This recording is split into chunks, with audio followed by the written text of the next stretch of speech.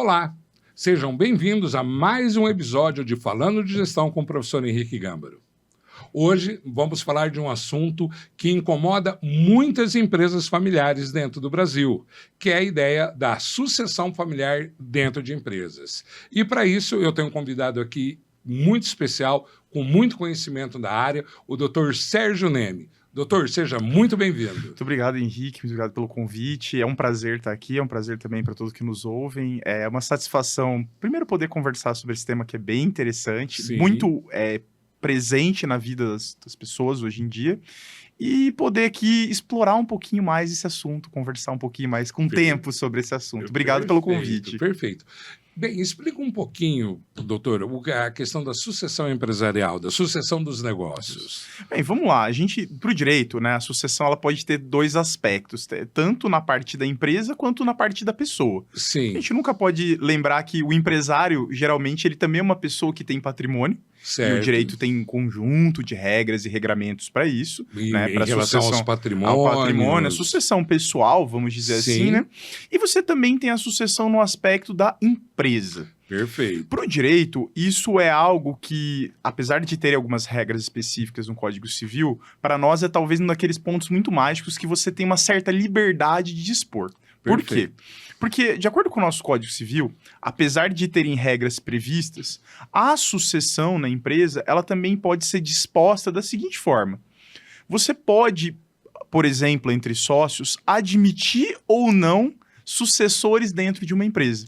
Perfeito. E isso é possível. Só explicando para quem, quem não está entendendo, a sucessão que nós estamos falando, gente, o pai tem uma família, o pai tem uma empresa, a família tem uma empresa, e tem uma hora que os fundadores da empresa, os fundadores ou os diretores, os donos da empresa, vão chegar numa hora que vão ter que passar o bastão. Vão ter que passar o bastão. E a hora de passar o bastão é muito complicado. Por quê? Porque existem problemas tanto da área do direito, não problemas, né? Mas precauções que devem ser colocadas dentro da área do direito, como também o problema da sucessão da liderança dessa organização. Né? Porque quando você muda o dono de uma organização, quando existe essa troca, não é só o nome que muda do dono, mas sim pode impactar na forma da gestão, dos valores e da própria cultura da organização. Então, a sucessão é algo muito mais complicado do que só passar a empresa para o nome do filho mais velho ou do filho mais novo. Então, é isso que nós estamos comentando aqui, essa sucessão do negócio para as próximas gerações, não é, doutor? Exato. E, às vezes, um problema que acontece no Brasil é que isso não desperta a atenção das pessoas nos momentos ideais. Porque, por exemplo, a gente já muitas vezes foi procurado, o pai tá lá já numa situação dos últimos dias. Vamos falar de sucessão na empresa? Olha, a gente pode ajudar, mas talvez, principalmente agora olhando mais para o aspecto da gestão, é difícil você fazer essa transição com alguém que já está acamado, com alguém que não preparou, às vezes, um sucessor. Acho que esse que é o ponto. E acaba virando um tabu também, né, professor? Porque quando a gente fala de sucessão, quer dizer que tem alguém indo embora. Isso, exato. Entendeu? Então, parece quando tem uma questão de poder, né, do valor, eu sou o dono, como é que eu vou passar para o meu filho isso? Eu vou levar até o último dia da minha vida. Eu não vou parar de trabalhar. Eu não vou parar de trabalhar. E as pessoas acabam não percebendo o quão mal é isso. Né? O dono da empresa não percebe que essa centralização que ele tem acaba prejudicando a futura geração, que vai existir, né? Eu, assim, nesses anos de advocacia, já me deparei com muitas situações em que acontece isso. O dono, ele é aquela pessoa que ele construiu do zero a empresa. Ele é aquele que começou de baixo, que começou sem nada e construiu toda a empresa, uma cultura, os valores da empresa, da forma que ele via o mundo. E muitas vezes, principalmente aqui no caso brasileiro, a gente observa que essa pessoa, às vezes, até alguém que não tem uma formação acadêmica na área. Então, de repente, ele tem um filho, um herdeiro, né? Alguém que o pai fez questão que o filho estudasse, Falou, não, eu quero que meu filho estude. E o filho foi e estudou, né? Só que quando o filho foi fazer volta... ADM. Foi fazer ADM, né? Foi fazer ADM, né? Quando o filho volta e vai trabalhar na empresa, ele começa, de tudo que ele aprendeu, né? A observar diversos problemas ali. Ou tipo assim, coisas que ele aprendeu que na universidade não se deve fazer. Ou, né? sim. A gestão de pessoas. Ou que tem jeitos melhores de que tem jeitos mais eficientes de fazer. Por exemplo, acho que o exemplo bem típico é a gestão de pessoa. Perfeito. Né? A pessoa na universidade aprende que existem aspectos psicológicos, a gestão de equipe, motivação, análise, criação de plano de carreira. Sim. E aí ele entra na empresa do pai. O pai falou assim, não, mas eu faço assim há 20 anos. Aqui é assim. E sempre deu certo. E sempre deu certo. E se não quiser, vai embora. Né? Aí vem conflito de geração. E aí, a gente, como é do jurídico, né? Muitas vezes você tem contatos com a empresa durante anos e o dono vai ganhando uma certa confiança. Certo. Aí ele chega e fala assim, você vai conversar com o dono, ele fala, o meu filho não tem a menor condição de assumir isso aqui. ele só estudou coisa de livro, ele não sabe como é que é o mundo. Sim. Aí você vai conversar com o filho, ele fala assim, meu pai não sabe de nada. O meu pai é uma pessoa muito truculenta. Ele é de um mundo ultrapassado. E, às vezes, a gente tenta costurar, ajudar a costurar esse entrelaçamento entre esses dois. Porque existem valores positivos nos dois aspectos. O empresário que construiu o negócio organicamente, ele tem um valor de conhecimento de mercado, do mundo do negócio, do ambiente em que a empresa dele está situada. Só que, ao mesmo tempo, ele tem algumas atecnicidades. Ele não sabe gerir pessoas. Sim. Ele não sabe, às vezes... Ele não vê valor no marketing. Sim. Porque ele é de uma época que ele falou assim, eu nunca fiz marketing. Ele tá focado mais na operação. Eu nunca precisei contratar... Não, meu cliente aparece por si só. Ou mesmo a própria questão da inovação na forma de gestão. Sim. Por exemplo, isso é um conflito que até... interno nas empresas que eu já trabalhei, não só como advogado, mas no meu próprio escritório... Sim. Da gente hoje, por exemplo, usar software para gerir algumas coisas. Sim. E aí você vai lá com o pai e fala assim, olha, mas tem aqui um CRM para gestão de cliente. Não, eu nunca precisei. Aí o pai fala... CR o quê? Eu não vou gastar dinheiro com isso aí.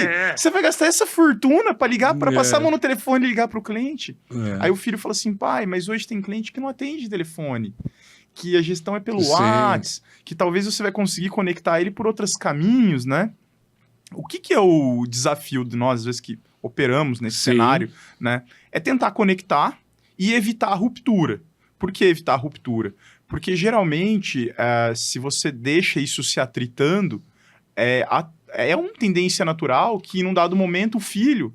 E eu já vi isso acontecer com amigos da minha geração que fui trabalhar com o pai e falou, eu não consigo trabalhar com meu pai. Eu vou abrir o meu negócio. E aí acontece também o outro lado. O filho sai, às vezes ele monta o negócio dele e é bem sucedido naquilo.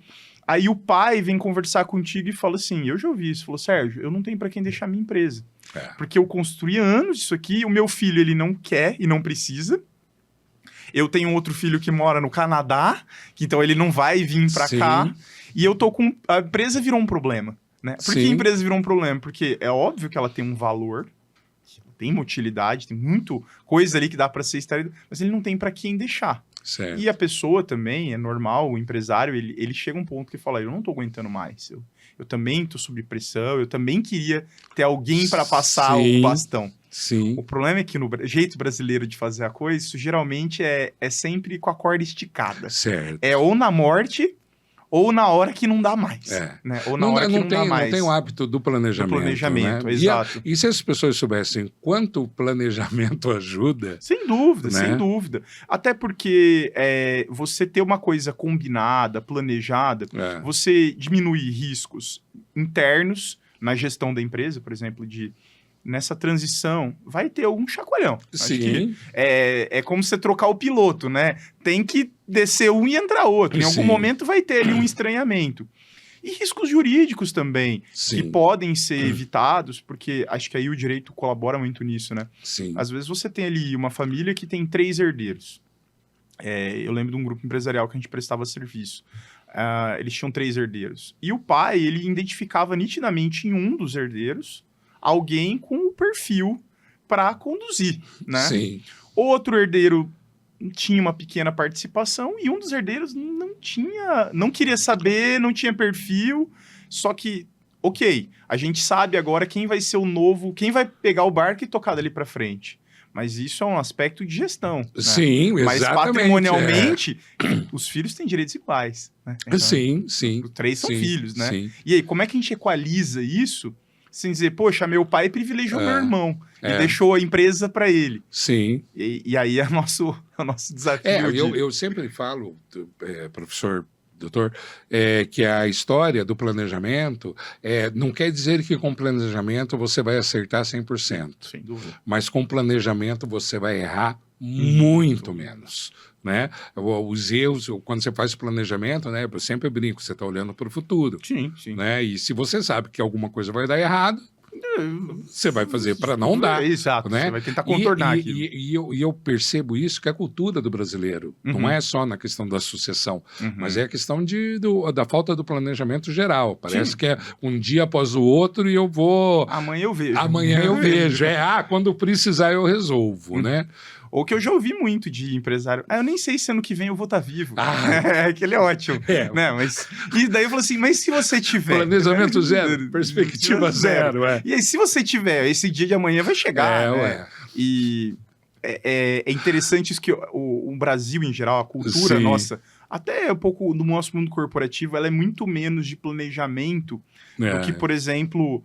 Você pega a cultura americana, em geral, principalmente dentro das empresas, eles são muito planejadores, às vezes até demais. Às vezes, assim, você tem contato com essa cultura. Eu falo assim, mas vocês planejam tudo, assim, com tanto... Aqui no Brasil é meio o oposto. Assim, você vai fazendo... Aqui é intuição, que não é planejamento. E vai fazendo, depois a gente vê o que acontece. Depois a gente resolve. Depois a gente vê o que faz, né? Eu pego uma janela de exemplo, né, que é assim... sei lá, no que vem a gente tem aí uma transição de reforma tributária. Certo. Isso aí foi aprovado em 2024. Certo. Então você vai ter uma parcela minúscula do cliente que esse ano ele já está preocupado. No que vem começa tal. Tem cliente que no dia 1º de janeiro, que é o dia que começar, que ele vai ligar. Eu fiquei sabendo. Mas tem 2 anos, que estão te avisando. Não foi ontem que saiu. Não, mas como é que a gente faz? Agora vamos ver o que dá para fazer, né? Perfeito. Mas quando a gente fala em sucessão especificamente, e isso vale também para o aspecto patrimonial, essa preocupação, ela às vezes ela tem que ser muito prévia e salutar, no sentido de evitar uma degradação da própria empresa. O que eu quero dizer com isso? Isso aconteceu esse ano. Era uma empresa que era um cliente nosso. O gestor, ele cuidava ali. Ele era, além de gestor, ele era engenheiro. Então, assim, o produto dele era mais voltado na engenharia. Então, ele não era só o dono da empresa, vamos dizer assim. Ele também era um braço técnico, né? Ele desenvolvia e tudo mais. Ele tinha um filho que trabalhava... Tem muita empresa, professor, principalmente na área de serviços, que está muito atrelada à competência do dono. Da pessoa.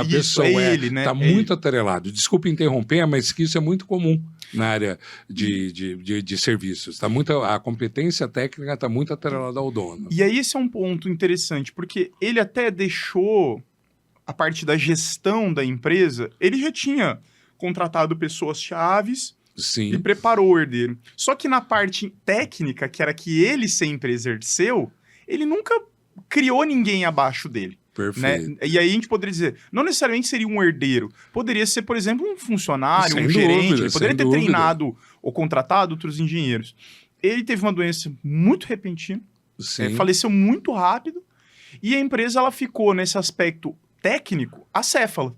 É como se tivesse cortado a cabeça da empresa. Lógico. Assim, o financeiro funcionava, o RH funcionava, compras, vendas... Tudo bonitinho. Só que quando você precisava daquele toque técnico, que era, vamos dizer, a magia da coisa, ele não criou um sucessor. Certo. Apesar de ter um filho lá dentro. Certo, né? sim. Mas, e por que isso? Porque é aquela coisa... Também tem um pouco isso mas isso aqui eu não quero abrir mão, isso aqui eu sempre fui eu que fiz. É a questão do poder, né? Do poder. Dentro de uma concepção comportamental, professor, você ter esse poder quer dizer que você vai ser reconhecido. Isso. Né? Que você tem um valor. Uhum. Né? Eu lembro muito interessante, até ter comentado sobre isso, não o fundador da Coca, mas o cara que pegou a Coca depois, ele era um pastor. Uhum. E ele era muito centralizador, e é de Atlanta, muito centralizador, e teve um Natal, ele já estava mais velho, e ele era um dos homens mais importantes dos Estados Unidos à época. Muito dinheiro, muito poder, e aí deu uma crise de consciência nele, e ele resolveu distribuir as ações da Coca-Cola para a família na noite de Natal. Então, aquela festa enorme, aquela mansão enorme. E aí ele deu um envelope para todo mundo, que eram as ações da Coca-Cola. Olha que bacana, né, cara? Tudo. Pá. Aí o que aconteceu?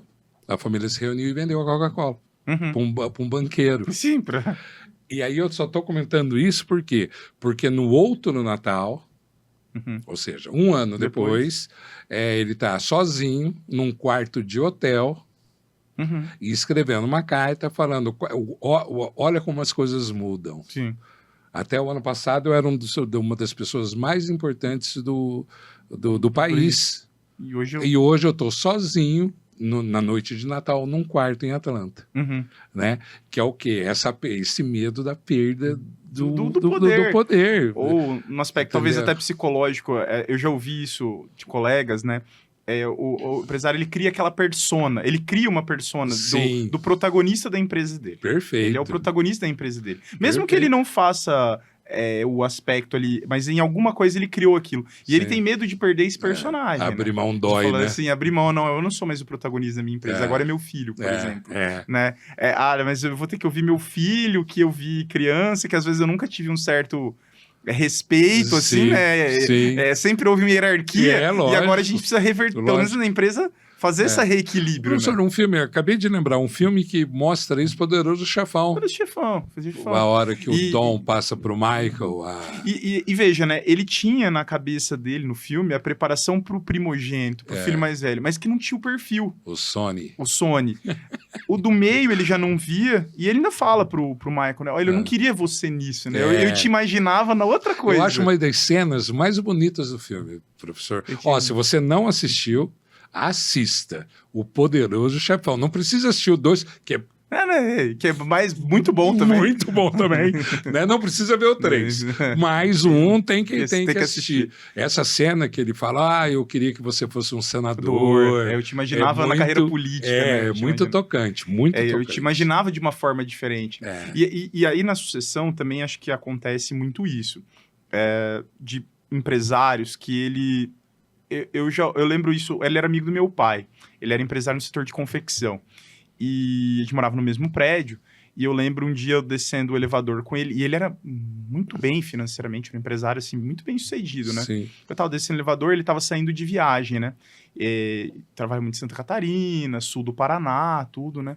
E ele falava assim pra mim, né? Olha, estuda para você não ter que viver essa vida que eu vivo. Porque, assim, apesar dele ser muito bem financeiramente, ele, acho que na visão dele, ele se sacrificava muito, aquilo exigia muito dele, e ele não queria isso pro filho. Assim, a empresa, acho que... Assim, suga, a empresa suga ele muito. Eu não quero isso pro meu filho. E ele falava assim, olha, estuda pra você não ter que fazer o que eu faço. Pra ganhar dinheiro. E o senhor sabe, professor, que dentro do mundo da ADM, a gente fala muito isso. Porque o vô veio e não tinha nada. Isso. Teve que ralar, teve que trabalhar, teve que construir, teve que levar o que comer para a família. Isso. O filho dele acompanhou ele. Então, ele também trabalhou, etc. E aí, quando vem o neto, nós sofremos muito, nós detonamos muito, nós ficamos longe da nossa família. Então, esse menino vai ter o berço de ouro, né? Vai estudar música, vai fazer piano, vai fazer artes, filho, o que você quer fazer na universidade? E aí não prepara o menino pra guerra. Para assumir o que um dia, Entendeu? se ele for assumir, o que ele vai ter que estar preparado ali. Né? Exatamente. A própria família acaba desviando o menino da virtude. Esse tempo você estava vendo interessante isso, um podcast, um corte de um podcast de um produtor rural grande, Sim. falando da dificuldade que ele, como produtor rural grande, ele era dono de algumas fazendas, Sim. de que nenhum dos filhos dele queria assumir a sucessão Sim. das fazendas. Vamos dizer assim, porque como ele mesmo falava, olha, meus filhos foram criados na cidade. Sim. E mesmo eu sendo grande proprietário rural, a vida de dono de fazenda é uma vida rústica. Opa, mas não tenha dúvida. Você tem que estar correndo a fazenda, você tem que estar indo de uma para outra, acordando cedo, eventualmente olhando para o céu todo dia, pegando estrada de terra, o carro quebra no meio do nada, não tem celular, mesmo assim, tendo às vezes muito boi numa fazenda, às vezes não tem uma comodidade. E aí ele criou os filhos em Goiânia. Ele contava que criou os filhos em Goiânia. E que hoje ele está beirando ali os 70. Ele não tem mais saúde para tocar a fazenda, e é uma realidade. Sim. E por não ter saúde, ele falou, olha, meus filhos não querem tocar isso aqui. Sim. Porque eles não querem essa vida, né? Eles não querem... E às vezes isso também parte do empresário. Dele não querer para o filho as dificuldades que ele enfrentou para construir aquilo. Sim. Porque a construção de uma empresa, muitas vezes, ela passa por momentos dolorosos. Mas não tenha dúvida. Financeiro, dor de cabeça com o colaborador, dificuldade financeira, planejamento, e às vezes não tem com quem conversar. Sim. E aí ele falou assim, eu não quero que meu filho passe por essa dor de cabeça. Só que, ao mesmo tempo, ao poupá-lo, ele também não está criando esse sucessor. Não está criando sucessor, é isso mesmo. Acaba caindo numa armadilha, né? E ferramentas para essa sucessão? Olha, o direito, principalmente o brasileiro, ele bebe muito a água do direito norte-americano nesse aspecto. Sim. Nosso direito empresarial, ele não é tão estruturado quanto o norte-americano. Perfeito. Nitidamente, isso não acontece. Mas o direito pode nos apoiar de que forma? Você tem vários instrumentos que podem ser construídos juridicamente que podem ser utilizados nesse processo de sucessão. Perfeito. Seja no caso drástico, que é aquela sucessão repentina de morte. Okay. Então você já deixa ali uma disposição contratual. Olha, se eu morrer, vai funcionar assim. O pensar na morte, né? Isso, a dificuldade maior. Pensar na morte. Pensar na morte. Mas também as empresas mais organizadas, elas pensam em algumas soluções para essa transição de uma forma mais suave. Sim. Uma que eu cito e eu pessoalmente sou muito fã, apesar de no Brasil ainda estar sendo... É a criação dos chamados conselhos. Perfeito. Né? Porque esse conselho, ele é algo que pode ajudar nessa transição. Então, vamos pensar ali numa pessoa que é o dono da empresa hoje como o CEO, né? Sim. Ele é o CEO. Só que no mundo corporativo mais de alto nível, o CEO, ele não é o empresário brasileiro, ele acha que ele tem uma carta branca. Sim. Eu sou o dono, eu faço do meu jeito. Sim. Né? E o CEO, por exemplo, numa empresa, especialmente numa empresa de capital aberto, ele tem N responsabilidades. Sim. E todas as decisões sensíveis, ele tem que submeter. Seja a um board, a um conselho de administração, Sim. a um conselho de acionistas, as decisões mais sensíveis. Bem, onde o direito americano nos ajuda nisso? E é onde a gente pode trazer isso um pouquinho aqui para o Brasil. O dono, ele pode fazer uma sucessão, mas ele não precisa também entregar a chave e falar, faz o que vocês quiserem. Certo. O novo gestor, ele não precisa ser alguém que vai ter um cheque em branco para falar, faz o que você quiser igual eu sempre fiz. Ele pode ser alguém que, primeiro, tem uma capacidade profissional, né? Tem uma formação. Sim. Ou que se exija que para ele assuma esse cargo, ele então se capacite. Sim. E ele pode ter como um apoio ou reservar, isso eu acho muito legal no direito, você reservar as decisões sensíveis, por exemplo, investimentos que possam comprometer caixa a longo prazo, Sim. aquisição de participações societárias, venda de imóveis, criação de novas linhas de produtos, enfim, aquelas decisões que vão impactar a vida da empresa a médio e longo prazo, Sim. você não deixa no protagonismo individual do certo. CEO. Você fala assim, não, isso aqui tem que ser decidido, Sim. ao menos ouvido um conselho. O ideal até, principalmente em empresas familiares, né? A gente fala muito da estruturação de criação de um conselho familiar, por quê? Porque dali também vai ter questão de voto. Porque apesar de um dos filhos, outros filhos, por exemplo, não assumirem a empresa, eles também são herdeiros. Sim. Eles também, aquilo também é patrimônio deles. Sim, né? sim. Tem um caso de um cliente que a gente atende que é da região de Curitiba. O vô montou a empresa, aí passou para os filhos, eram 2.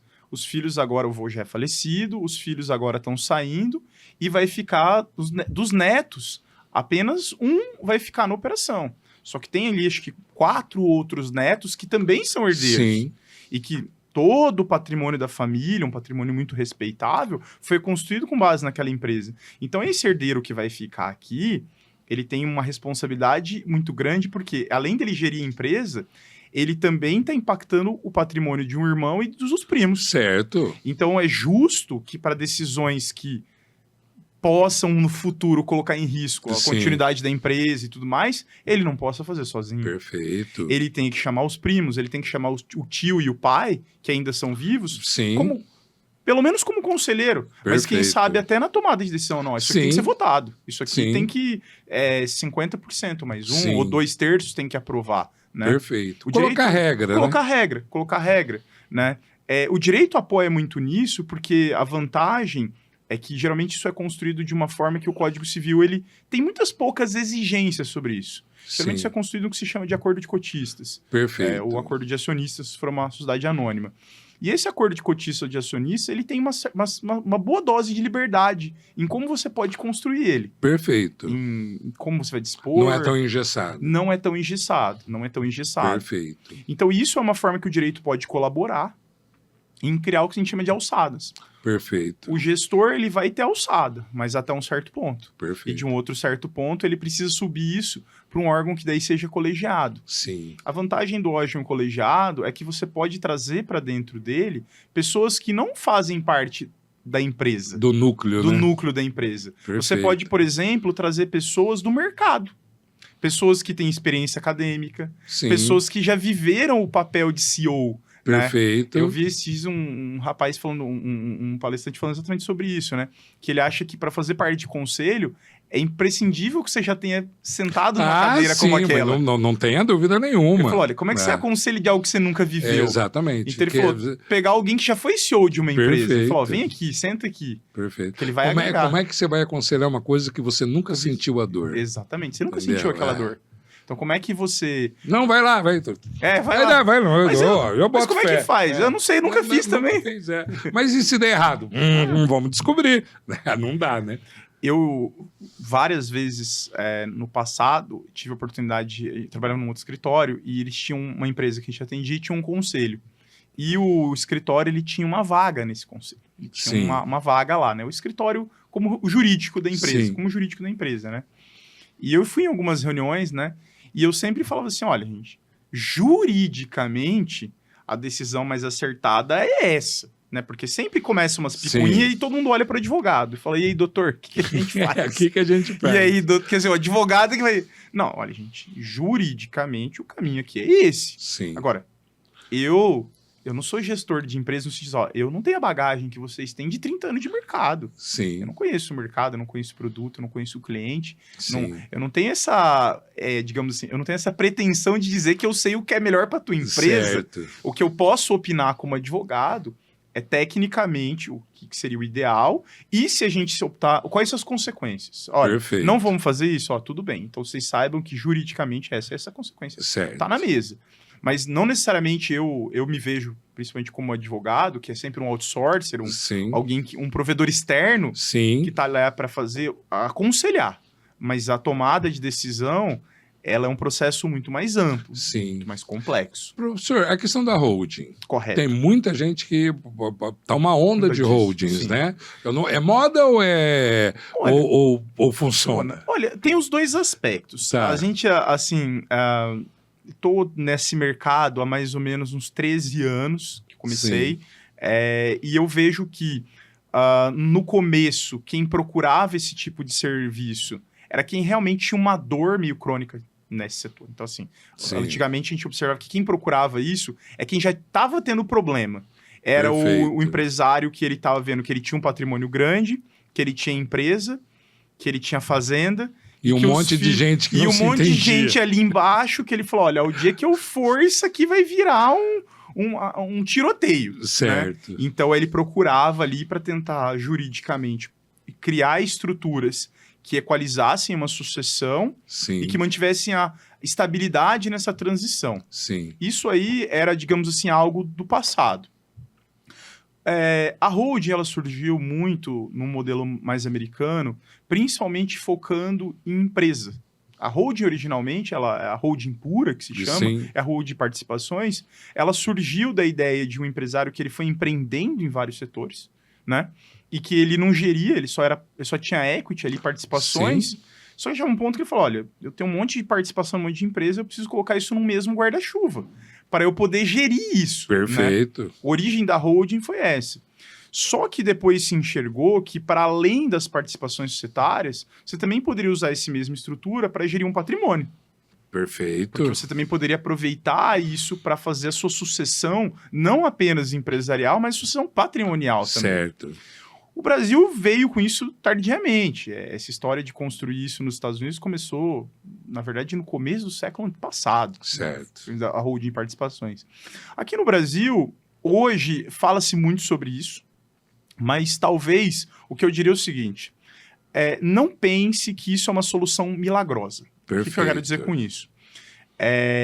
A holding ela pode te trazer soluções para a tua empresa, sucessórias, ela pode trazer alguns benefícios de gestão patrimonial e sucessão, mas ela não é algo milagroso. Ela Sim. não é algo que vai trazer solução para 100% dos seus problemas. Explica muito superficialmente o que é holding, professor. Bem, vamos lá. A gente tem basicamente 2 tipos de holding, tá? A gente pode tratar. Uma que a gente chama de holding pura, né, que é a holding de participações, e uma que é holding patrimonial. O que seria uma holding pura? Holding de participações. Imagina que eu, Sérgio, seja sócio em 5 empresas diferentes.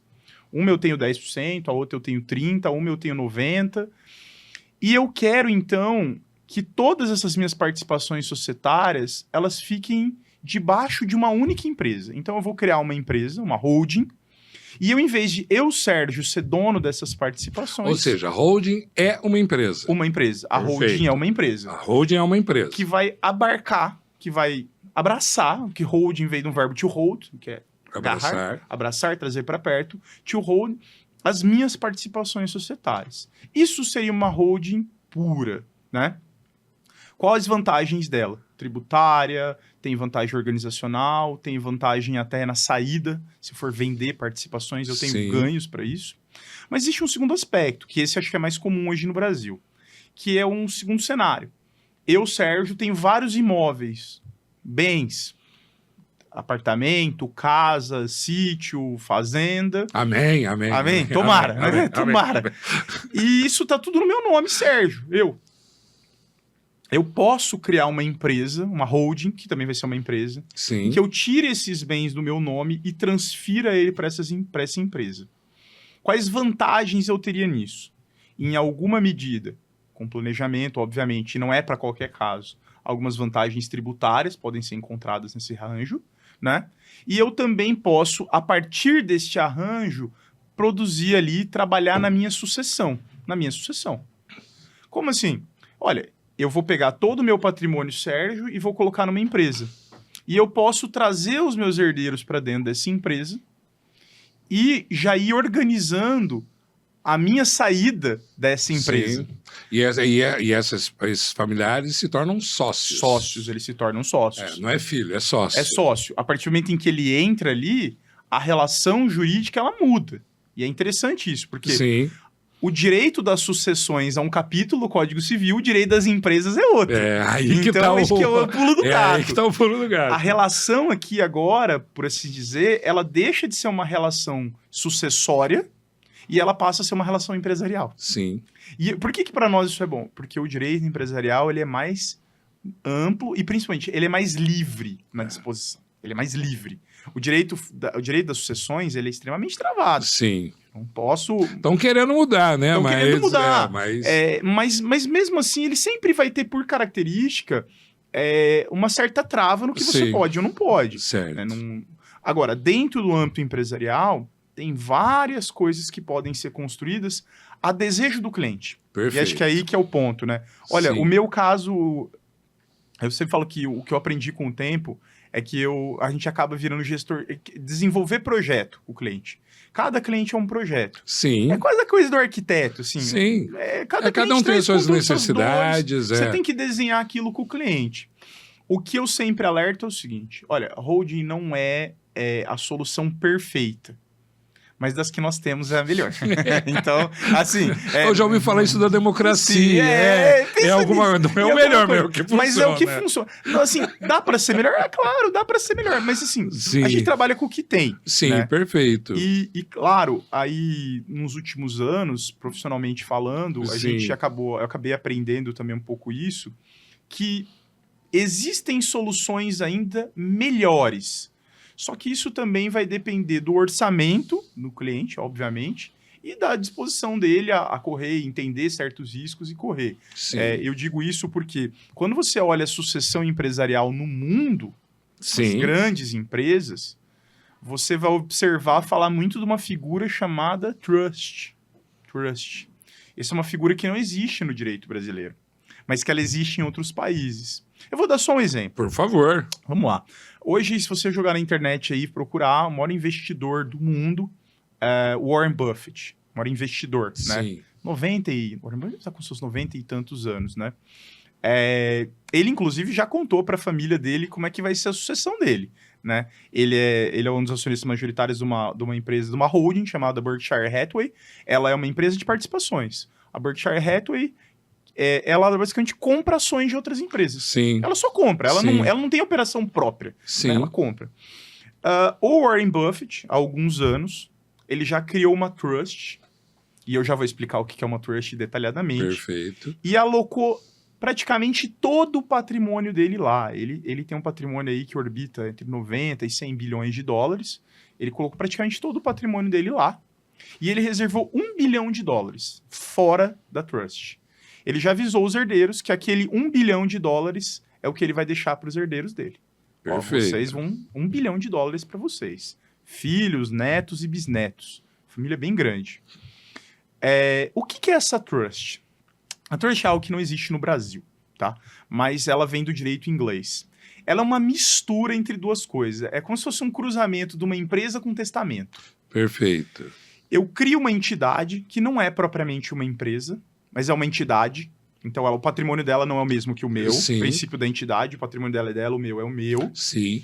Eu aloco um patrimônio nessa entidade, e enquanto eu for vivo, eu manejo essa entidade do jeito que eu quiser, como instituidor. Eu sou o instituidor da trust. Só que a trust, ela admite o apontamento de beneficiários. O que são os beneficiários? Eu vou criar uma regra dizendo, o dia que eu, Sérgio, faltar, o que vão fazer com o patrimônio dessa trust? Perfeito. Eu aponto para quem e quais as regras. Sabe aquela história de filme americano que o cara deixa tudo pro cachorro? Sei. Aquilo só é possível no direito americano em razão da trust. Perfeito. Porque você cria uma trust e fala assim, eu vou deixar tudo pro meu cachorro. Pode. No direito da sucessão, isso é proibido. O cachorro não é um ser... Ele não pode ser seu herdeiro. Não tem, Mas no direito empresarial pode. Porque você está legando um patrimônio para quem ficar com o encargo. Para quem ficar com o encargo de cuidar daquele cachorro, você está legando aquele patrimônio. Sim. Brincadeiras à parte, a trust ela é muito usada fora do Brasil para você colocar o seu patrimônio lá e previamente já disciplinar o que você quer que esse patrimônio seja feito. Uma espécie de testamento. Perfeito. É dentro da liberdade que eles dão, né? Dentro da liberdade, isso, lógico, que é plena. Aqui não poderia. Aqui não poderia. Por isso que não tem no Brasil. Sim. Não teria nem sentido ter, né? Mas aí que é um ponto interessante. Não é proibido que um brasileiro tenha uma trust. O que ele não pode é ter uma trust no Brasil. Acho que muito sábio, o mundo globalizado, afinal, não, né? Mas aí que é o ponto. Vantagens da globalização. É onde que entra o ponto aí da coisa. Realmente no Brasil não seria tem no isso. Panamá? Pois é. A gente brincando aqui, né? O Panamá... Mas vamos pegar, por exemplo, o caso americano. Sim. E é muito comum isso. O Warren Buffett, por exemplo, a trust dele é lotada nos Estados Unidos. É uma trust nos Estados Unidos. Mas ele faz isso lá porque lá existe uma vantagem tributária para isso. É uma vantagem tributária americana, não convém a gente detalhar aqui. Mas existe um ganho tributário em ele fazer isso lá. Mas é muito comum algumas pessoas ricas fazerem isso, por exemplo, e eu vou dar um exemplo brasileiro, público, não tem nada, porque não tem nada de errado, tá, gente? Antes que alguém pergunte, mas isso não é, não, calma, não tô falando fazer nada de errado aqui. O Silvio Santos faleceu, acho que ano passado, se eu não me engano, ele tinha ali um patrimônio bem grande, uma holding, diga-se de passagem, que é o que tá embaixo da holding dele, tinha o SBT, a Jequiti, Baú da Felicidade, ele tinha hotel, ele tinha fazenda. Então o Silvio Santos ele tinha uma holding no Brasil que tinha lá todos os bens dele, imóveis, participações societárias e tudo mais. Conheço detalhadamente a estrutura do patrimônio dele, mas ele tinha lá. Mas, por uma escolha dele, ele montou uma trust num paraíso fiscal. Tá? Eu não lembro se foi Ilhas Caimã, qual que foi. E antes que alguém pergunte, era declarado, tá, gente? Estava no imposto de renda dele, não era... Não é que ele sumiu com o dinheiro, não, colocou... Não era isso, não. E lá, ele deixou esse dinheiro apenas para as filhas, salvo muito engano. Ele tirou a esposa. Não é que ele tirou a esposa, ele fez um arranjo em que ele compensou aquela parte que ele deixou lá fora, ele já deu a mais para a esposa aqui no Brasil. Perfeito. Um arranjo que não prejudicou ninguém, né? Por que ele fez isso? Razões tributárias, aqui a gente não está analisando o caso dele, não vem a questão. Mas veja que ele é um brasileiro e ele usou lá, e deixou. Perfeito. Só uma questão de números aqui, aproximadamente 500 milhões de reais ele deixou lá nessa trust. Nessa jurisdição, eu não lembro se foi Cayman, se foi BVI, que são algumas jurisdições bem famosas, mas ele fez isso por lá. Legalmente, tá? Antes mandar dinheiro para fora não é ilegal, gente, desde que faça da maneira correta, exato. É igual faca, né? Você pode usar para coisa boa ou errada, né? Não é necessariamente o instituto que é o problema. Mas voltando até o caso brasileiro e falando um pouquinho mais de holding, a gente precisa imaginar o seguinte, a holding, ela tem muitas soluções que a gente pode construir com o cliente que dentro de uma sucessão convencional não são possíveis. Não são possíveis.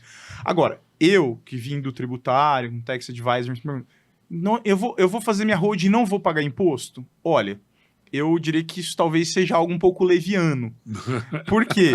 Não existe solução milagrosa. Eu acredito que é possível você reduzir a carga tributária, bem desenhado, mas você chegar para mim e falar assim, não vou pagar nada, olha... Eu, particularmente, não acredito que isso vá funcionar desse jeito. Né? Então, a solução, o que eu sempre explico para o cliente é que ela é uma solução complexa. E como toda solução complexa, ela traz algum custo agregado, não tem como. Mas, ao mesmo tempo, é bem provável que eu consiga te trazer mais vantagens do que o custo.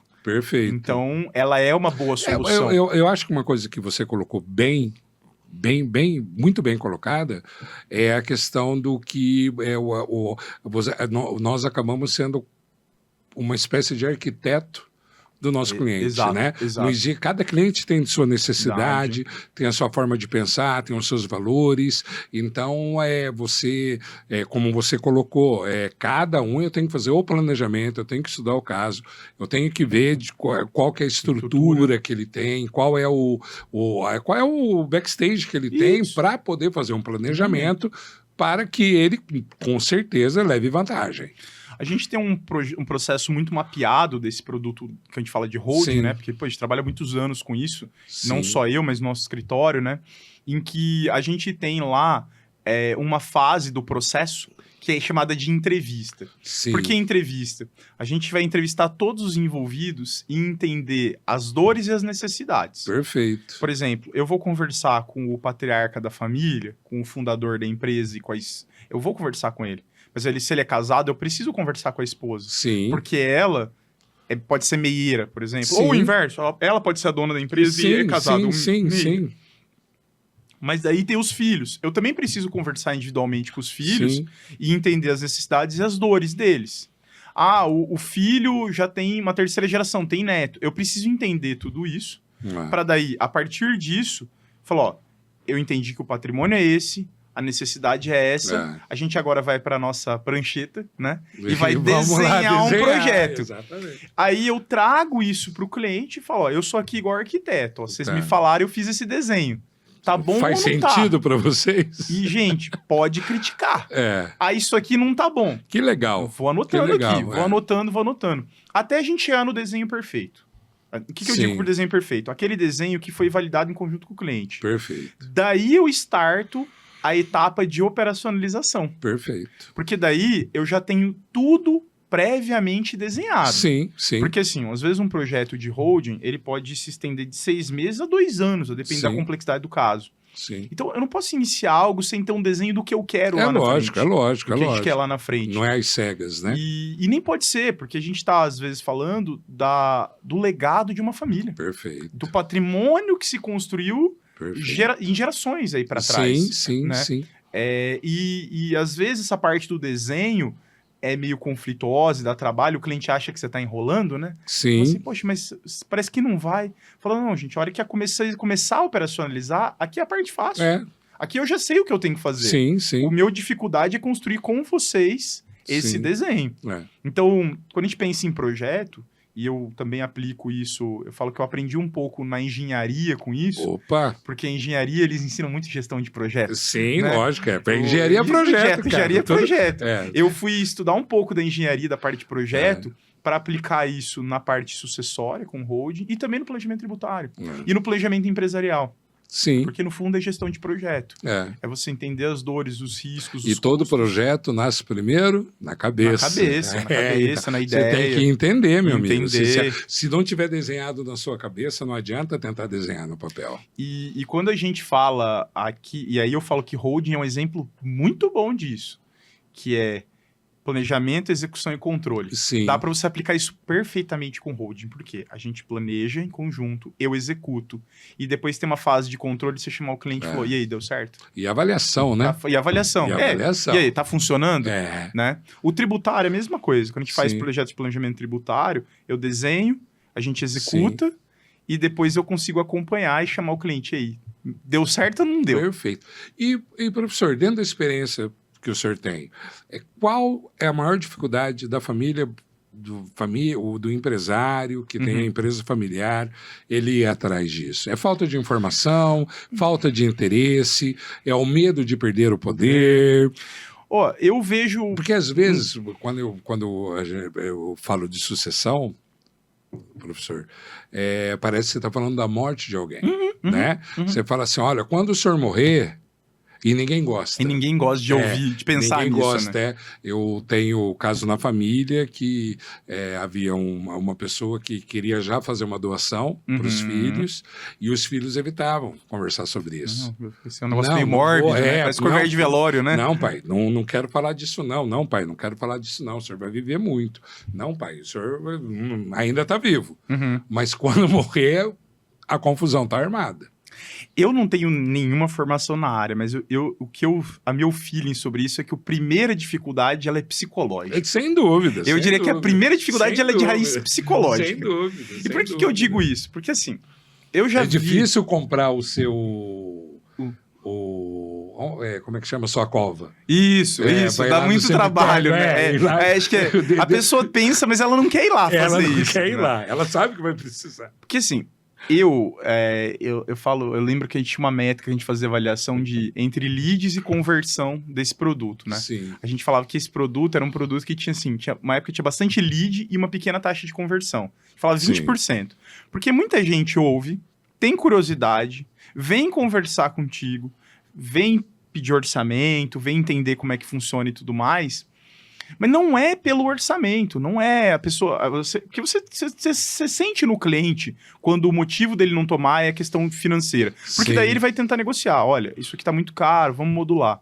A maioria das vezes o que eu via é o aspecto psicológico. A pessoa ali, ela não quer, de uma certa forma, fazer a sucessão. Ela tem medo de fazer isso. Até pelo que a gente já falou aqui, né? Principalmente, e aí eu falo o empresário um pouco mais velho. Sim. Porque, às vezes, eu já tive cliente, gente, com 30 anos fazendo holding para filho com filho de 1 ano de idade. O empresário com 30 anos falou, não, Sim. eu ganho bem aqui, eu quero fazer a holding meus filhos. Empresário com menos de 40 anos, eles são muito cabeça aberta às vezes para isso. Sim. Em pensar já em deixar ali uma regra sucessória, etc, etc. Agora, quando você pega alguém um pouco mais velho, a pessoa é de uma cultura talvez diferente. Sim, sim. E eu digo uma cultura também corporativa diferente, um mundo empresarial diferente, Sim. em que ele às vezes se espelha, por exemplo, igual a gente comentou aqui, no pai que trabalhou na roça e trabalhou até morrer. Sim. E ele, não, eu vou fazer igual meu pai, eu não quero aposentar, né? Então, acho que esse hoje, para mim, é o primeiro pilar. Ele é um aspecto psicológico. Perfeito. Talvez a pessoa Tem que não se perder o enxerga, medo, né? não se enxergar vivendo fora da empresa dela. Sim. E a sucessão não implica dizer que ele vai viver fora da empresa dela. Sim. Talvez ele vai viver fora de algum aspecto operacional Sim. do dia a dia, né? Eu já brinco o contrário, eu brinco muito no escritório que eu já vejo, eu falo assim, ó, o meu sonho é criar um conselho aqui e eu virar membro do conselho. E eu ir embora daqui e vocês toquem isso aí. Por favor. Eu vou ficar felicíssimo com essa ideia. Eu não... Perfeito. Ah, mas você tem que vir. Não, vem aqui uma vez no mês, tá Sim, bom? Eu ficaria feliz demais com isso, né? Mas eu vejo um empresário, principalmente de uma certa idade, ele vê justamente o oposto. Ele não se vê longe daquilo. Talvez, e até ouvindo uma colega que era psicóloga no mundo de RH, ela falava uma coisa, né? Aquela pessoa, às vezes, ela começou muito nova na empresa. Sim. Montar o negócio dela. Então, ela mistura aquilo com a vida dela. Sem dúvida nenhuma. É uma simbiose entre a vida e a empresa. Sim. Então, para ela sair, é a morte. É ir no cemitério... Fala assim, mas e Perde eu? o propósito. Perde o propósito. Perde o propósito. Acho que é esse que é o grande ponto. Dentro do mundo do trabalho, nós discutimos muito você dentro do trabalho e você fora do trabalho. Sim. E não existe isso. Existe você. Você é a mesma pessoa. Você é a mesma pessoa. E tem pessoas que têm a vida inspirada dentro do trabalho, sim. né? Que o significado da vida dela está no resultado no trabalho. Não que seja escravo, mas que se você tirar aquilo dela, ela deixa de existir. Tira o propósito da vida da pessoa, né? Tira a Apple do Jobs. Isso, e a pessoa ali, por exemplo... Tudo bem, ele fez a Next. Ele fez, ele teve... A Pixar foi um projeto que ele fez em paralelo e tal. Mas nunca foi uma Apple. Mas nunca foi o projeto da vida dele, o projeto da vida dele. E aí, é aquela coisa da pessoa, ela realmente não se enxerga fora da empresa. Sim. E aí, o pior, acho que talvez seja um outro lado. Ele enxerga a empresa... Eu falo que e é feio dizer isso, mas eu acho que eu já vi empresário que ele ama mais a empresa que os filhos. Eu não duvido. E eu digo isso porque, assim, ele se indispõe com qualquer um, mas ele não larga aquilo ali, não. Perfeito. Mas seus filhos vão... meus filhos pra lá. Eles não têm nada a ver com isso. Ele é o meu filho favorito, a empresa é o filho favorito, né? A empresa é o filho favorito, né? Então, perfeito. E tem isso muito também. E doutor, qual é o conselho que o senhor dá para quem está nos assistindo? Está com uma empresa, está começando, ou já está aí uma fase madura da empresa, onde os filhos já estão ali, que você está vendo, a pessoa que perceba, que ouviu o Nose, falou, é mesmo, eu tenho que pensar nisso, né? Para onde que eu começo? Onde começa? Bem, vamos lá, vocês que estão nos ouvindo aqui, o que eu queria dizer é o seguinte, existem soluções para todos os cenários, tá? Existem soluções para todos os cenários. O que você precisa primeiro, entender a sua necessidade. Sim. E procurar, obviamente, o suporte adequado e tudo mais para alguém que te aconselhe dentro disso. Para entender o seguinte, qual a solução para a tua dor, tá? Eu vi isso no mercado internacional, que eu achei uma frase muito interessante. Ele falou assim, a solução existe, só me fala o orçamento. Porque é o seguinte, a solução existe, ela existe. Quanto mais complexa a dor, geralmente a solução é mais cara, mas ela existe. Sim. Ela pode ser uma solução que não vai resolver 100%, mas, por exemplo, a gente vai resolver 95% da sua dor. O empresário novo, às vezes o medo dele é a morte repentina. Sim. E aí, o medo dele é a desassistência da família. Existe solução para isso? Eu vou dar um exemplo aqui. O pessoal faz muito atrelado com holding seguro de vida empresarial. É uma solução para esse... é caro? Não, não é. É uma solução relativamente barata. né? Agora, você tem um empresário ali que já está numa segunda fase, que às vezes ele já tem o filho que está em época de faculdade e ele está pensando na sucessão para daqui 5 anos. Então, aí, talvez você tenha que já começar a pensar numa holding, em trazer o seu filho como sócio. Sim. E, claro, não é só o direito aqui que vai te auxiliar. Você vai ter que trazer seu filho também para dentro da operação. Você vai ter que formá-lo. A formação na área de gestão, então, ser dono, você tem que ter entendimento. Tem que ter formação, tem que ter formação. De negócio, de dinheiro, de pessoas. Sim, né? e isso exige tempo. Sim. E quando eu digo tempo, porque a qualificação que você vai agregar 2 coisas. Você vai trazer o filho para a operação, trabalhando, mas a formação vai complementar. Então, ele vai estar vendo na prática e na teoria. E é claro que você vai identificar nele algumas perspicácias para algumas facilidades para uma área ou para outra, né? Quem já está mais de uma idade avançada, eu já sugeriria agregar esse pensamento do empresarial com o patrimonial. Perfeito. Porque aí é aquela solução que vai te deixar tranquilo na medida. Perfeito. Eu estou fazendo a minha sucessão empresarial, mas eu também já estou ajustando. Porque, às vezes, isso é muito importante ser pensado em conjunto nesse cenário, Sim. porque é uma pessoa que, por ter mais madura, ela já construiu um patrimônio grande. Sim. E ela já observa entre os sucessores que nem todos têm o mesmo perfil. Sim. Então, ele pode, eventualmente, fazer uma compensação em esse aqui vai ficar mais com a empresa e eu compenso os outros com patrimônio. Sim, sim. O que não vai ser injusto se feito da forma correta. Obviamente. Né? Com planejamento. Vai avaliar os bens, vai colher a anuência de todos os envolvidos. As 2 palavras mais importantes no mundo da gestão: planejamento e controle. Planejamento e controle. Planejamento e controle. Exato. Então, planejar para fazer e controlar para ver se está dando certo. Porque planejamento sem controle não vai dar certo e controle sem planejamento também não serve para nada. Eu já fui em empresa que tinha controladoria, né? Tinha lá um controller, né? Um setor de controle, mas não tem planejamento estratégico. Então. O que esse cara faz aqui, então? Né? Porque assim, ele está controlando o quê, né? Se ele não tem uma meta, né? Qual é a medida que ele está usando, né? Ou empresa brasileira também é muito comum. Chega começo de ano, eles chamam o advogado, o contador, chama todo mundo lá, a gente senta, faz um planejamento enorme, em janeiro. Aí você vira, vai às costas, pega tudo aquele papel, guarda na mesa e vai todo mundo trabalhar. E aí você volta em dezembro, eles nem lembram que teve um planejamento, né? Ou mas eu falei isso... Nossa, mas a gente falou sobre isso? Eu nem lembrava. Lembrava. Não, e não... tem que ser profissional, né, sim, professor? Sim. O amadorismo, a gente, talvez um pouco da cultura brasileira, vem que a gente resolve, na hora a gente vê, não dá muito certo. Não, isso geralmente costuma não funcionar. Isso se perde no tempo, né?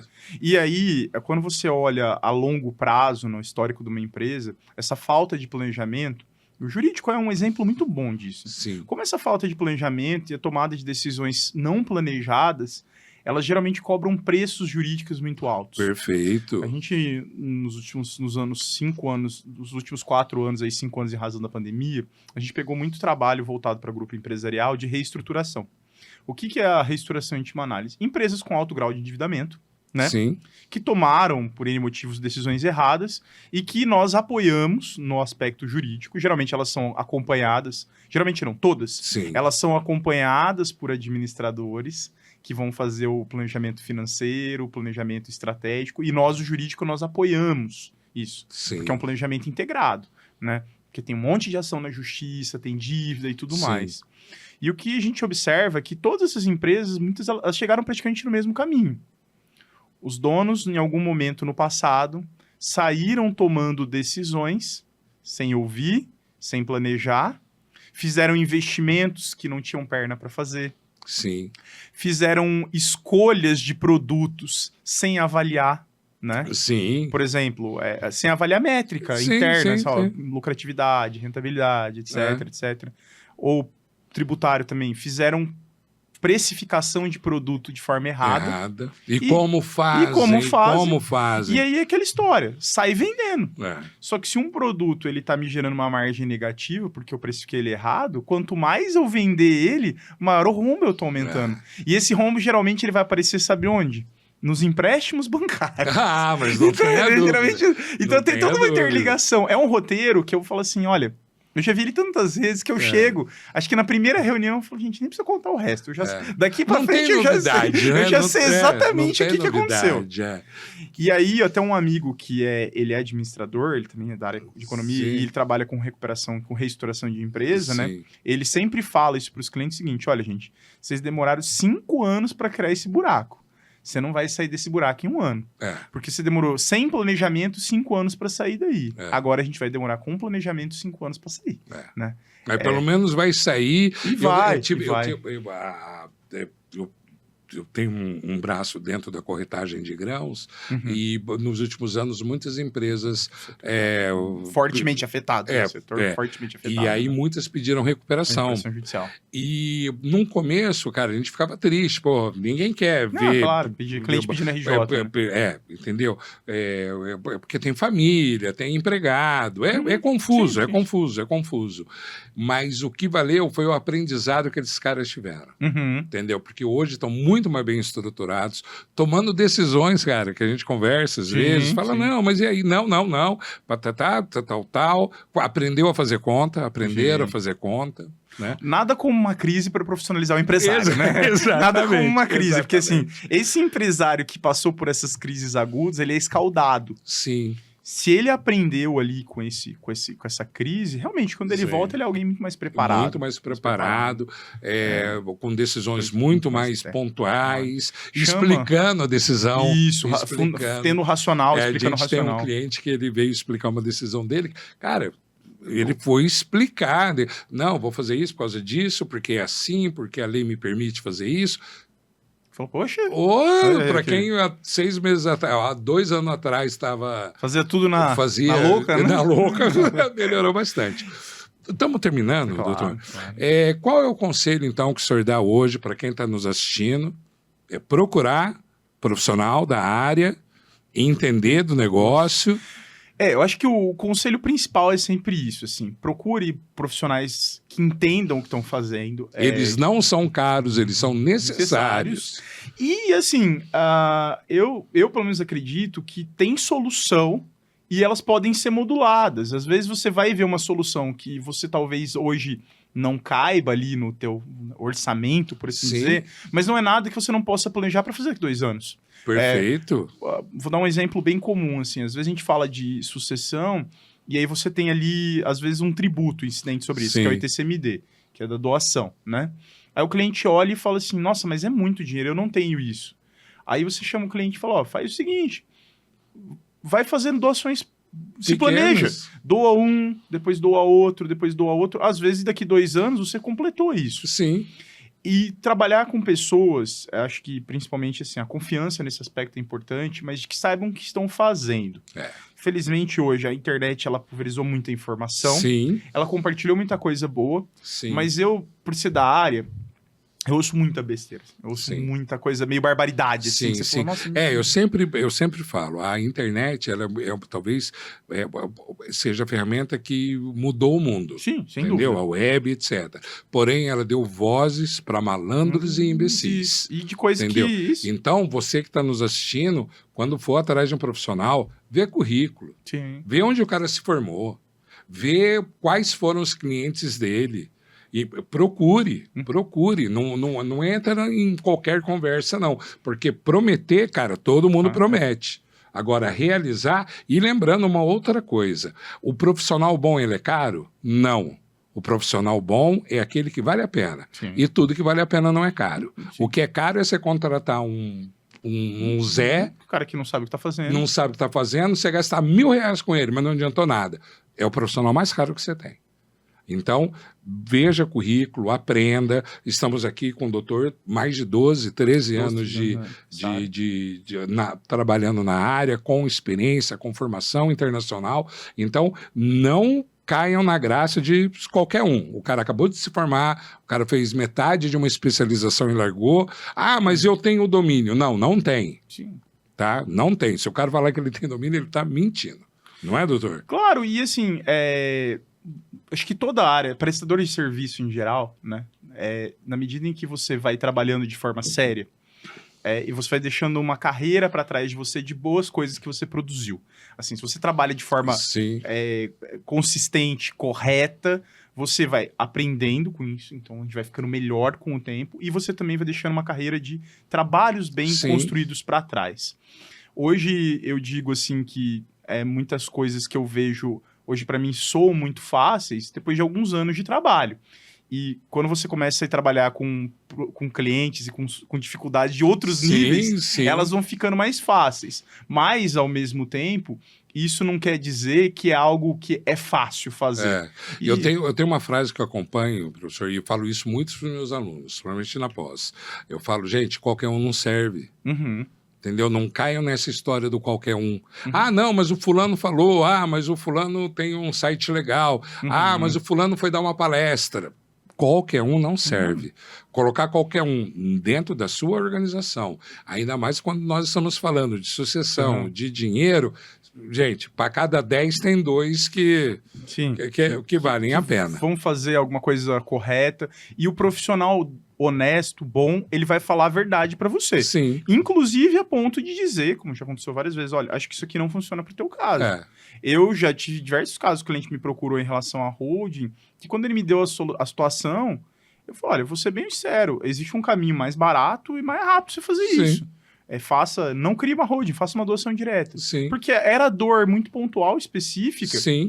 E apesar de, para mim, assim, aquilo ser uma solução que não vou cobrar, nem tenho como cobrar muito, etc. Mas é o melhor pro cliente. Porque, às vezes, a melhor solução é a mais óbvia, né? É a mais fácil. Isso, é a mais fácil. E às vezes o cliente, ele quer uma coisa, assim, muito... Cara, tá na moda, vou fazer... Não, vai lá e faz uma doação. Isso. Ah, não, mas é... Não, peraí. Dentro daquele aspecto, dentro desse valor... Pro teu caso que não vai funcionar. Mas assim, vamos criar uma holding embaixo de uma offshore, embaixo de uma trust... Cara, mas isso aqui vai resolver o teu problema? Não, pode e aproveita e já liga para a Receita, né? E aproveita assim, você vai fazer tudo isso aqui, olha, qual que é o teu propósito a partir disso? Isso aqui faz sentido? Mas isso aqui não vai resolver o teu problema, então por que você vai... Ou, eu sempre falo, às vezes o nosso papel também é de você explicar a dor... Tem cliente que chega e ele nem sabe a dor dele. Ele tem uma visão da coisa e ele acha que a dor dele é uma, quando na verdade é outra. Você precisa primeiro explicar para ele o diagnóstico. Falar, olha, você tá com o diagnóstico errado. Isso aqui não é a sua dor é essa outra. Você sabe que quando eu fazia o curso de Direito, tinha um meme na época que falava que advogado não era psicólogo. Eu falo que é psicólogo, é economista, é contador, é administrador. Até porque muitas vezes você tem que ouvir muito e também falar muito, mas ouvir, aconselhar.